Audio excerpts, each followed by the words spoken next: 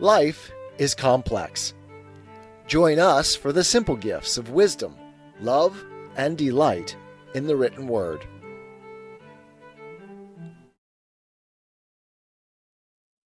The Federalist Papers. Federalist number 5. The same subject continued, concerning dangers from foreign force and influence. By John Jay. To the people of the state of New York. Queen Anne, in her letter of the 1st July 1706 to the Scotch Parliament, makes some observations on the importance of the union then forming between England and Scotland, which merit our attention. I shall present the public with one or two extracts from it. Quote, "An entire and perfect union will be the solid foundation of lasting peace.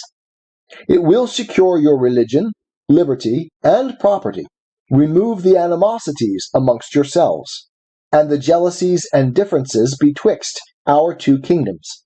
It must increase your strength, riches, and trade, and by this union the whole island, being joined in affection and free from all apprehensions of different interest, will be enabled to resist all its enemies." Quote, "We most earnestly recommend to you calmness and unanimity in this great and weighty affair, that the union may be brought to a happy conclusion, being the only effectual way to secure our present and future happiness, and disappoint the designs of our and your enemies, who will doubtless, on this occasion, use their utmost endeavors to prevent or delay this union." End quote. It was remarked in the preceding paper that weakness and divisions at home would invite dangers from abroad, and that nothing would tend more to secure us from them than union, strength, and good government within ourselves. This subject is copious, and cannot easily be exhausted. The history of Great Britain is the one with which we are in general the best acquainted, and it gives us many useful lessons. We may profit by their experience without paying the price which it cost them. Although it seems obvious to common sense that the people of such an island should be but one nation, yet we find that they were for ages divided into three, and that those three were almost constantly embroiled in quarrels and wars with one another. Notwithstanding their true interest with respect to the continental nations was really the same, yet by the arts and policy and practices of those nations, their mutual jealousies were perpetually kept inflamed, and for a long series of years they were far more inconvenient and troublesome than they were useful and assisting to each other. Should the people of America divide themselves into 3 or 4 nations, would not the same thing happen? Would not similar jealousies arise, and be in like manner cherished? Instead of their being, quote, "joined in affection, and free from all apprehension of differing interests, envy and jealousy would soon extinguish confidence and affection, and the partial interests of each confederacy, instead of the general interests of all America, would be the only objects of their policy and pursuits.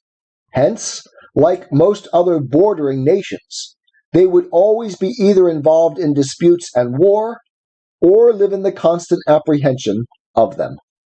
The most sanguine advocates for 3 or 4 confederacies cannot reasonably suppose that they would long remain exactly on an equal footing in point of strength, even if it was possible to form them so at first. But, admitting that to be practicable, yet what human contrivance can secure the continuance of such equality? Independent of those local circumstances which tend to beget and increase power in one part, and to impede its progress in another, we must advert to the effects of that superior policy and good management which would probably distinguish the government of one above the rest, and by which their relative equality in strength and consideration would be destroyed. For it cannot be presumed that the same degree of sound policy, prudence, and foresight would uniformly be observed by each of these confederacies for a long succession of years. Whenever, and from whatever causes it might happen, and happen it would, that any one of these nations or confederacies should rise on the scale of political importance much above the degree of her neighbors, that moment would those neighbors behold her with envy and with fear. Both those passions would lead them to countenance, if not to promote, whatever might promise to diminish her importance, and would also restrain them from measures calculated to advance or even to secure her prosperity. Much time would not be necessary to enable her to discern these unfriendly dispositions. She would soon begin, not only to lose confidence in her neighbors, but also to feel a disposition equally unfavorable to them. Distrust naturally creates distrust, and by nothing is goodwill and kind conduct more speedily changed than by invidious jealousies and uncandid imputations, whether expressed or implied.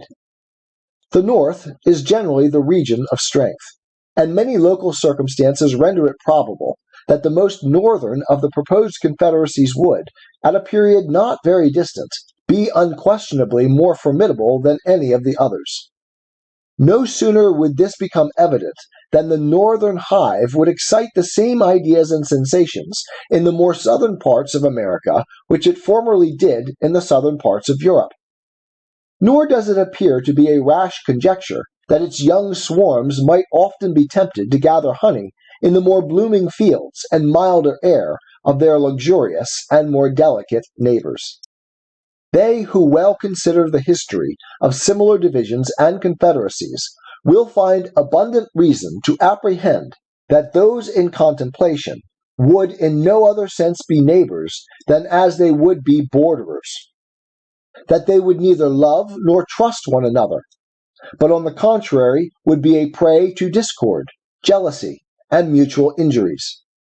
In short, that they would place us exactly in the situations in which some nations doubtless wish to see us, namely, formidable only to each other.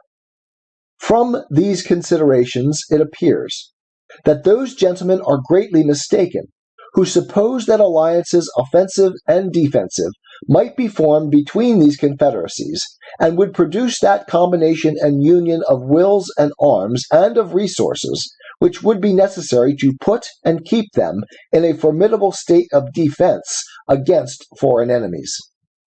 When did the independent states, into which Britain and Spain were formerly divided, combine in such alliance, or unite their forces against a foreign enemy? The proposed confederacies will be distinct nations. Each of them would have its commerce with foreigners to regulate by distinct treaties. And as their productions and commodities are different and proper for different markets, so would those treaties be essentially different. Different commercial concerns must create different interests, and, of course, different degrees of political attachment to and connection with different foreign nations. Hence, it might, and probably would happen, that the foreign nation with whom the Southern Confederacy might be at war would be the one with whom the Northern Confederacy would be the most desirous of preserving peace and friendship.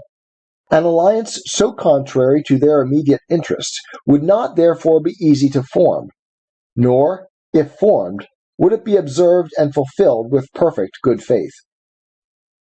Nay, it is far more probable that in America, as in Europe, neighboring nations acting under the impulse of opposite interests and unfriendly passions would frequently be found taking different sides. Considering our distance from Europe, it would be more natural for these confederacies to apprehend danger from one another than from distant nations, and therefore that each of them should be more desirous to guard against the others by the aid of foreign alliances, than to guard against foreign dangers by alliances between themselves.